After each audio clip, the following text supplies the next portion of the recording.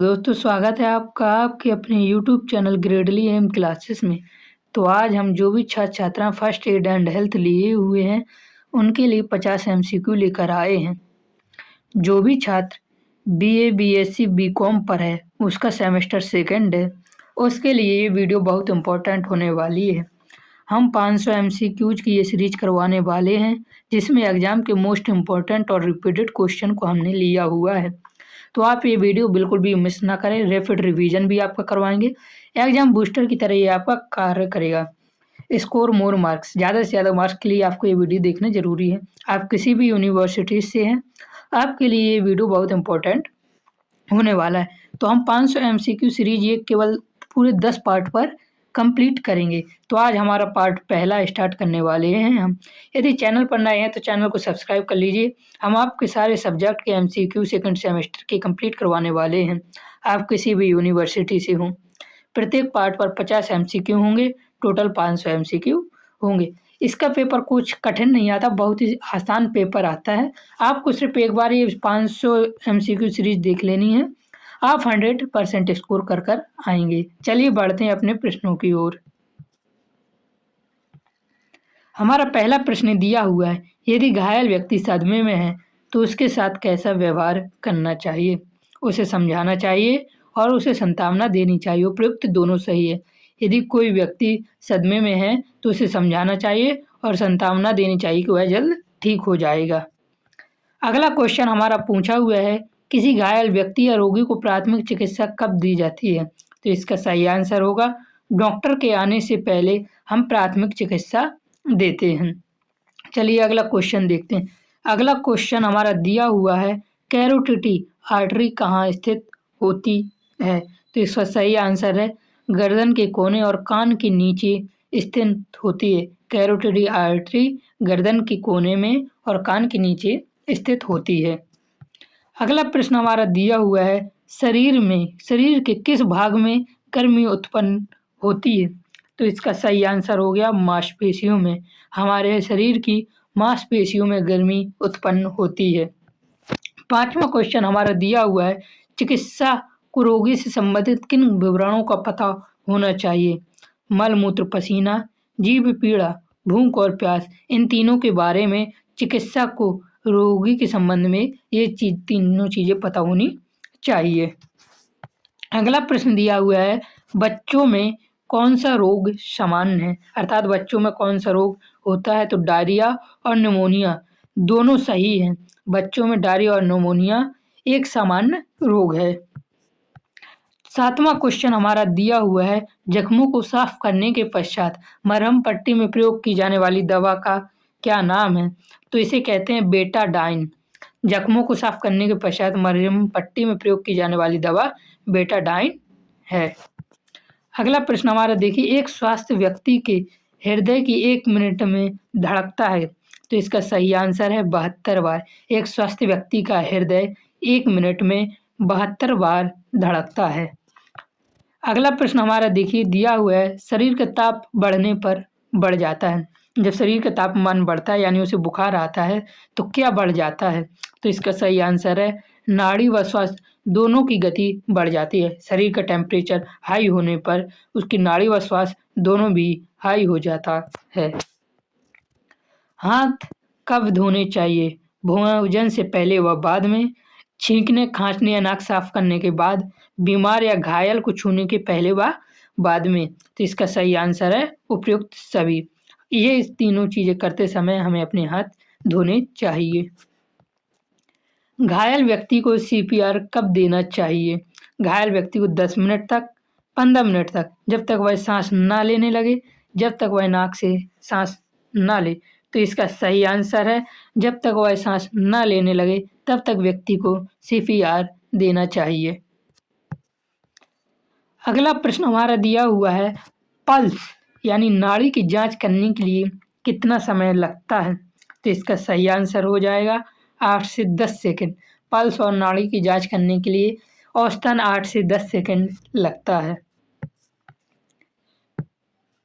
अगला हमारा प्रश्न दिया हुआ है, एंटासिड सिरप किस काम आता है? तो एंटासिड सिरप हमारा पेट की जलन व अपच में काम आता है। चलिए देखते हैं अगला प्रश्न। 4 से 7 वर्ष के बालक की नाड़ी की गति प्रति मिनट होती है, तो इसका सही आंसर हो जाएगा 90 से 100 बार। 4 से 7 वर्ष के बालक की नाड़ी की गति 90 से 100 बार तक होती है। रोगी या घायल, ये हमारा क्वेश्चन दिया 15वां। रोगी या घायल को कृत्रिम सांस कब दी जाती है? तो जब वह मूर्छित हो जाता है, जब वह स्वयं सांस न ले पा रहा हो, हृदय आघात में, दुर्घटना होने पर। तो इसका हमारा सही आंसर है कृत्रिम सांस जब दी जाती है जब वह सांस न ले पा रहा हो। कोई रोगी यदि सांस नहीं ले पा रहा है तो उसे कृत्रिम सांस दी जाती है। अगला हमारा 16वां क्वेश्चन दिया हुआ है। जख्म को साफ करने के बाद मरहम पट्टी में प्रयोग की जाने वाली दवा का क्या नाम है? तो इसका सही आंसर है बीटाडिन क्रीम। जख्म को साफ करने के बाद मरहम पट्टी में प्रयोग की जाने वाली का नाम है बीटाडिन क्रीम। अगला प्रश्न हमारा देखिए, मरीज या घायल व्यक्ति को किस प्रकार रखना चाहिए? आरामदायक स्थिति में, गर्म और होश में। तो इसका सही आंसर हो जाएगा होश में बातचीत करते हुए रखना चाहिए। तो इसका सही आंसर हो जाएगा उपयुक्त सभी। मरीज या घायल व्यक्ति को आरामदायक स्थिति में रखना चाहिए, गर्म रखना चाहिए, होश में रखना चाहिए, यानी बातचीत उससे करते रहनी चाहिए। अगला प्रश्न हमारा दिया हुआ है, घायल व्यक्ति की जान बचाना इसका मुख्य लक्ष्य है? प्राथमिक चिकित्सा का, परिवार का, समाज का। इसका सही आंसर है उपयुक्त सभी का। कोई भी घायल व्यक्ति है, यह हमारा भी कर्तव्य है, हमारे परिवार का भी कर्तव्य है और एक चिकित्सा का भी ये कर्तव्य है किसी भी व्यक्ति की जान बचाना। अगला प्रश्न हमारा देखिए, बेहोशी की अवस्था में जीभ क्या हो जाती है? मतलब जीभ कैसी हो जाती है? मुंह के बाहर आ जाती है, गले के पीछे गिर जाती है, सूख जाती है या लाल हो जाती है? तो बेहोशी की अवस्था में गले के पीछे गिर जाती है। जीभ क्या होती है? गले के पीछे, जिससे श्वास नली रुक सकती है। यदि जीभ गले के पीछे गिर जाती है तो श्वास नली भी रुक सकती है। तो व्यक्ति को जल्दी से जल्दी होश में लाना चाहिए। इसलिए यदि किसी की हड्डी टूट जाए तो उसे बेहोश कर दें, सीधा कर दर्द कम करने का प्रयास करें, बैठा दें या उपयुक्त सभी। तो इसका सही आंसर है उसे, यदि किसी की हड्डी टूट जाए तो उसे बैठा दें या उसे स्थिर रखें ताकि उसकी हड्डी पर जोर ना पड़े। उसको क्या करना चाहिए? बैठा देना चाहिए या उसे सीधा या स्थिर रखना चाहिए। हमारा 21वां ऑप्शन दिया है, डिजिटल थर्मोमीटर किस काम आता है? तो डिजिटल थर्मोमीटर का उपयोग हम तापमान मापने हेतु के करते हैं। अगला हमारा 22वां क्वेश्चन दिया है, विश्व स्वास्थ्य संगठन ने ग्लोबल हैंड वॉशिंग के डे किस तारीख को घोषित किया है? तो इसका हमारा सही आंसर है 15 अक्टूबर। ये डेट याद रखना बहुत जरूरी है। अब हमारा अगला क्वेश्चन दिया है, स्टेराइल गॉज क्या है? तो स्टेराइल गॉज एक प्रकार की पट्टी है जो कीटाणु रहित या जालीदार पट्टी होती है। आपने देखा होगा जब किसी को चोट लग जाती है, चोट लगने पर हम क्या करते हैं? इस पट्टी का उपयोग करते हैं। तो इसे क्या कहते हैं? स्टेराइल गॉज, जो कि कीटाणु रहित और जालीदार पट्टी होती है। अगला प्रश्न हमारा दिया हुआ है, खुले हाथ से किस संक्रमण का खतरा रहता है? तो खुले हाथ से संक्रमण, कोई भी हमारे खुले हाथ से इसका संक्रमण हो जाता है। तो उपयुक्त तो सभी कह सकते हैं, हेपाटाइटिस बी या सी, HIV और एड्स भी हो सकता है हमें। 25वां क्वेश्चन दिया हुआ है, बच्चे के शरीर का ताप ज्ञात करने के लिए थर्मामीटर कहाँ लगाना चाहिए? तो आपने कई बार देखा होगा, अगर हम किसी बच्चे को दिखाते हैं तो कई बार मुंह में भी लगा देते हैं, लेकिन बगल में कांख में लगाना चाहिए। कहाँ पे? कांख में, यानी हाथ के नीचे कांख पर लगाया जाता है। 26वां क्वेश्चन दिया हुआ है, श्वास ग्रहण करने की दर क्या होती है? श्वास ग्रहण करने की दर को हम क्या कहते हैं? उसे हम कहते हैं गति या श्वसन दर। क्या कहते हैं? श्वसन दर। श्वास ग्रहण करने की दर को श्वसन दर कहा जाता है। अगला हमारा 27वां क्वेश्चन दिया हुआ है, शरीर के तापमान में कमी होने से शरीर के जब तापमान क्या होता है तो हमारे शरीर पर उसका क्या प्रभाव होने से शरीर पर क्या प्रभाव होता है? मजबूत बनता है। शरीर के तापमान में कमी होगी, मजबूत नहीं होगा, कमजोर हो जाता है। शरीर के तापमान में कमी होगी तो हमारा शरीर क्या हो जाएगा? कमजोर हो जाएगा। 28वां क्वेश्चन दिया है, जिस यंत्र से शरीर का तापमान मापा जाता है उसे क्या कहते हैं? तो सही आंसर है थर्मामीटर से हम शरीर का तापमान मापते हैं। सीपीआर का पूरा नाम क्या है? तो सीपीआर का पूरा नाम है कार्डियोपल्मोनरी रेस्क्यूटेशन। इसका सही आंसर है। 30वां क्वेश्चन हमारे दिया, घायल व्यक्ति की पल्स जांचने में कितना समय लगता है? तो 5 से 10 सेकंड घायल व्यक्ति की पल्स जांचने में हमें समय लग सकता है। चलिए अगला क्वेश्चन देखते हैं। हमारा 31वां क्वेश्चन दिया है, कैलोमाइन लोशन किस स्थिति में प्रयोग किया जाता है? तो जलने पर, कटने पर, मोच आने पर या फोड़ा फुंसी त्वचा रोग में। तो इसका सही आंसर होगा कैलोमाइन लोशन का उपयोग फोड़ा फुंसी व त्वचा रोग में किया जाता है। अगला क्वेश्चन दिया है, श्वसन दर। श्वसन क्रिया क्या है? श्वसन क्रिया होती है श्वसन भरना, श्वसन छोड़ना, श्वसन रोकना, उपयुक्त सभी। ये श्वसन चक्र का हिस्सा है। श्वसन भरते हैं, श्वसन छोड़ते हैं और श्वसन को रोकते हैं। प्राथमिक चिकित्सा बॉक्स में क्या होना चाहिए? दर्द निवारक दवाई होना चाहिए, डेटॉल सोवल एंड रुई, विभिन्न पट्टियाँ। तो इसका सही आंसर है उपयुक्त सभी। हमारे प्राथमिक चिकित्सा यानी फर्स्ट एड बॉक्स में ये तीनों चीज़ें हमारे होनी चाहिए। अगला क्वेश्चन हमारा दिया है, बुखार में छोटे बच्चों को दी जाने वाली दवा का क्या नाम है? यदि किसी बच्चे को बुखार आ जाए तो उसे दी जाने वाली दवा का क्या नाम है? तो पैरासीटामोल सिरप। बुखार में छोटे बच्चों को पैरासीटामोल सिरप दिया जाता है। 35वां क्वेश्चन दिया है, पर्सनल प्रोटेक्टिव इक्विपमेंट पीपीई क्या है? तो यह एक प्रकार का फेस मास्क है। यह पीपीई का सबसे अच्छा उदाहरण है। अगला हमारा क्वेश्चन दिया है, घाव को साफ करने के लिए किसका प्रयोग किया जाता है? घाव को साफ करने के लिए हम पानी, रुई, सेवलॉन सॉल्यूशन या तेल, किसका उपयोग करना चाहिए हमें? तो इसका सही आंसर हो जाएगा सेवलॉन सॉल्यूशन का उपयोग हमें करना चाहिए। अगला प्रश्न देखते हैं। 37वां प्रश्न हमारा दिया हुआ है, शरीर में पानी की कमी या दस्त होने पर प्रथम उपचार क्या है? तो इसका सही आंसर है ORS घोल। आपने कई बार लिया भी होगा। शरीर में पानी की कमी या दस्त होने पर प्रथम उपचार ORS घोल होता है।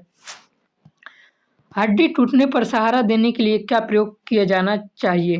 तो इसका सही आंसर है स्प्लिंट, जिसे खपच्ची कहते हैं। आपने देखी होगी, हड्डी टूटने पर सहारा देने के लिए होता है। 39वां क्वेश्चन दिया है, शरीर के तापमान में वृद्धि होने पर कौन सा रोग होता है? शरीर का तापमान, बुखार हो जाएगा। जैसे शरीर का तापमान बढ़ेगा तो उसे क्या कहते हैं? बुखार ही कहते हैं।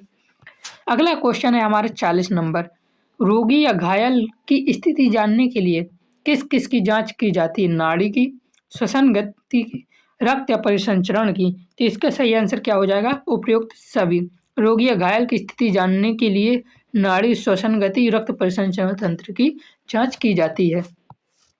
अगला हमारा क्वेश्चन दिया हुआ, एक स्वस्थ व्यक्ति के शरीर का सामान्य तापक्रम क्या होता है? तो सही आंसर है 98.4 फ़ारेनहाइट, और उसमें डिग्री सेल्सियस में पूछे तो 27 डिग्री सेल्सियस होना चाहिए। थर्मामीटर में बुखार कितने समय में मापना चाहिए? तो कांच वाले थर्मामीटर के लिए 1 से 2 मिनट का हमारे बुखार नापने का समय होता है। अगला हमारा क्वेश्चन दिया हुआ है, संक्रमण से बचाव के लिए चिकित्सक को क्या करना चाहिए? हाथ धोने चाहिए, दस्ताने पहनने चाहिए, उपयुक्त दोनों सही। हाथ भी धोने चाहिए और दस्ताने भी पहनने चाहिए एक डॉक्टर को। 44वां हमारा क्वेश्चन दिया, समाज व राष्ट्रीय नेताओं ने हाथ स्वच्छता के लिए कब प्रेरित किया? तो समाज व राष्ट्रीय नेताओं ने हाथ स्वच्छता के लिए 2008 में प्रेरित किया था। पट्टी कैसी बांधनी चाहिए? तो पट्टी ना तो ढीली होनी चाहिए ना कसी हुई होनी चाहिए। इस प्रकार की पट्टी हम बांधनी चाहिए। अगला क्वेश्चन चलिए देखते हैं। हमारा 46वां क्वेश्चन दिया हुआ, पट्टी कितने प्रकार की होती? पट्टी 3 प्रकार की होती हैं। जैसे हम कह सकते हैं रोलर पत्ती होती है, और एक हमारी तिकोनी पत्ती होती है जो 3 कोण की होती है, तिकोनी पत्ती।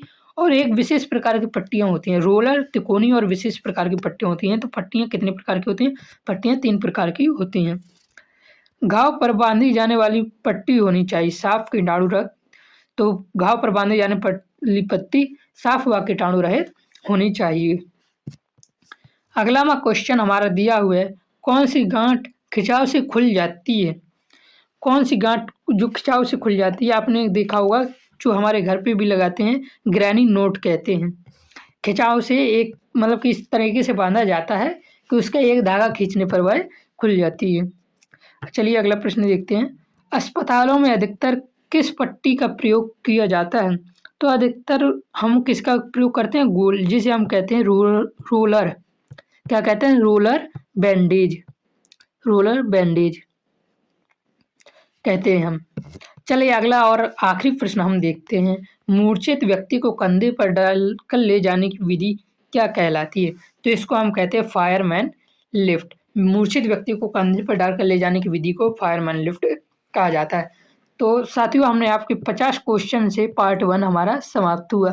पार्ट 2 के लिए चैनल को सब्सक्राइब करें, आपको पार्ट 2 जल्दी ही देखने को मिलेगा। यदि आप इसकी पीडीएफ चाहते हैं विथ आंसर पीडीएफ, तो आप हमारे टेलीग्राम पर मैसेज कर सकते हैं, आपको वहाँ से हमारा पीडीएफ मिल जाएगा, जिसके लिए आपको सिर्फ कितना पेमेंट करना होगा? सिर्फ 9 रुपये का पेमेंट करना होगा। ये बहुत मामूली सी फीस है उस पीडीएफ को बनाने में, और जो हमारी मेहनत लगती है उसके लिए सिर्फ आपसे 9 रुपये लिए जा रहे हैं। तो आप हमारे टेलीग्राम का लिंक आपको हमारे बायो पर मिल जाएगा यूट्यूब पे, आप वहाँ से हमें मैसेज कर सकते हैं और 9 रुपये का पेमेंट कर किसी भी सब्जेक्ट की, आपको सारे सब्जेक्ट की सारे सेमेस्टर की मिलेगी सिर्फ 9 रुपये में। 9 के अलावा आपसे कोई फीस नहीं ली जाएगी। धन्यवाद। चैनल पर नए हैं तो चैनल को सब्सक्राइब करना बिल्कुल ना भूलें। जय हिंद, जय भारत।